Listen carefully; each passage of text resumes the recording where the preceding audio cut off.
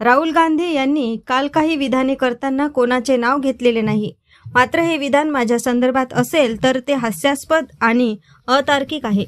कारण राजीनामा देण्यापूर्वी मी सोनिया गांधींना भेटलेलो नाही. त्यामुळे त्यांना भेटून मी काही भावना व्यक्त केल्याचे विधान चुकीचे आहे, दिशाभूल करणारे आहे, तथ्यहीन आहे.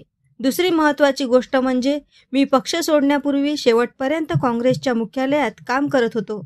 विधानसभा अध्यक्षांकडे माझ्या आमदारकीचा राजीनामा सुपूर्द केल्यानंतरच ही माहिती समोर आली.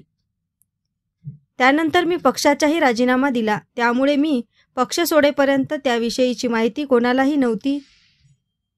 हे वास्तव आहे. AS न्यूज महाराष्ट्रकरिता नांदेड हदगाव येथून प्रतिनिधी भगवान कदम.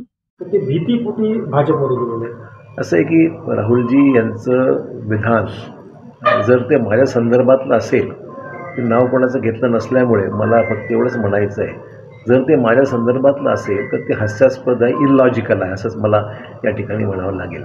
कारण की मी कधीही पहिली गोष्ट म्हणजे मी सोनिया गांधींना भेटलेलो नाही. त्यामुळे मी सोनिया गांधींकडे भेटून माझी काही भावना व्यक्त केल्यासंदर्भातलं जे विधान झालेलं आहे ते चुकीचं आहे, दिशाभूल करणारं आहे आणि त्याच्यामध्ये काही तथ्य नाही. ही पहिली गोष्ट.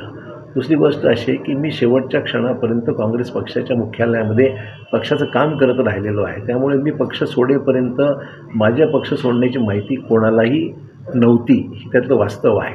ज्या दिवशी मी पक्षाचा राजीनामा अध्यक्षांकडे मी ज्यावेळेस आमदारकीचा राजीनामा विधानसभेच्या अध्यक्षाकडे सुपूर्द केला त्याच वेळेस ही माहिती बाहेर पडली की मी आमदारकीचा राजीनामा दिला आणि त्यानंतर मी पक्षाचाही राजीनामा नंतर दिलेला आहे. तोपर्यंत ही माहिती कोणालाच नव्हती आणि त्यामुळे मी कोणी अगोदर त्यांना भेटून अशा प्रकारचं मी काही विधान केलं म्हटल्याचं जे काल नाव न घेता जे बोललं जातं जर ते माझ्या संदर्भातलं जर केलं असेल तर ते चुकीचं आहे असं माझं स्पष्ट मत आहे.